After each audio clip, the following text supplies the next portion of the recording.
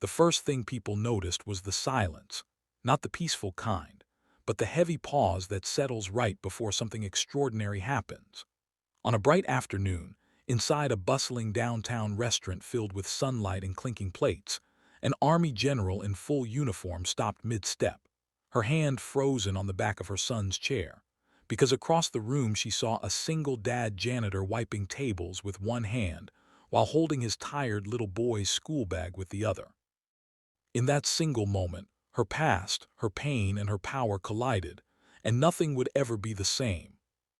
Before the story unfolds, if you believe in kindness, second chances, and the quiet power of doing the right thing, please like this video, comment, share it with someone who needs hope today, and subscribe to Life Spark Stories. Your support keeps stories like this alive. General Marion Holt had commanded thousands, survived battlefields, and buried friends wrapped in flags.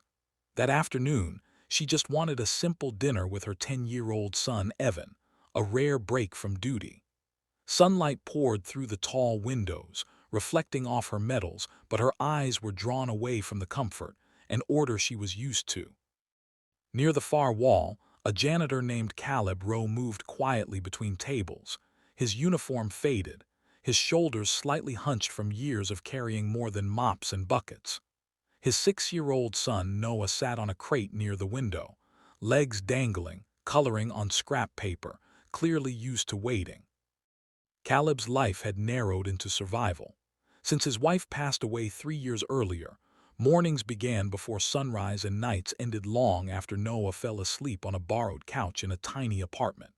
He worked days cleaning offices, evenings cleaning restaurants, and still smiled at his son like everything was fine. That afternoon, the restaurant manager had allowed Noah to sit nearby after school because Caleb couldn't afford childcare. Caleb scrubbed harder than usual, aware of the stares, ashamed but determined. He promised Noah dinner later, even though he wasn't sure how he'd pay for it. General Holt watched quietly. Evan followed her gaze and asked why the boy looked sad. She didn't answer right away, because her chest had tightened with a memory she rarely let surface. Years ago, before the promotions and honors, she had been a struggling lieutenant with a newborn and no support, scrubbing floors in base housing at night just to afford formula. She remembered the humiliation, the exhaustion, and the one stranger who once showed her mercy without asking for anything in return. That moment had saved her. As plates arrived at her table untouched, Marion stood. Every instinct told her to stay seated, to remain the symbol of authority she had become. But another voice, older, deeper, told her that rank meant nothing if it didn't serve others. She walked across the room in steady steps, boots echoing softly against the floor. Conversations dimmed. Caleb noticed her too late.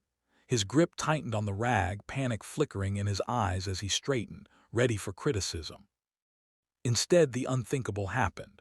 The general stopped in front of him and slowly removed her cap, holding it to her chest. In a calm, clear voice that carried through the sunlit room, she thanked him, not for cleaning tables but for showing his son what responsibility looks like when life is unfair. The room went still.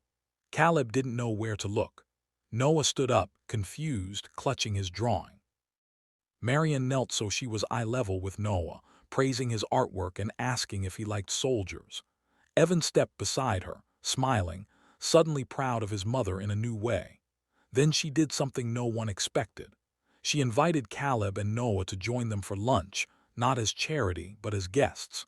When Caleb hesitated, she gently reminded him that accepting kindness teaches children just as much as giving it.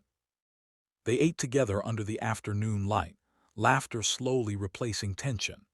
Marion learned that Caleb had once dreamed of joining the military but stayed home to care for his sick wife. She saw discipline, loyalty, and quiet strength in him, the same traits she valued in her best officers. Before leaving, she handed him a card, not with promises but with an opportunity.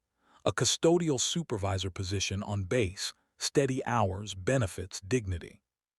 As the restaurant returned to its normal rhythm, something had shifted.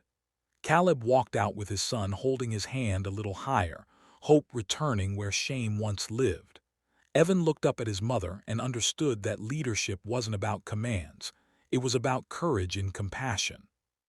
If this story touched your heart, please take a moment to like the video, comment, and share it. Your engagement helps spread these moments of humanity to the world. Special request: comment the word kindness if you believe one act can change a life.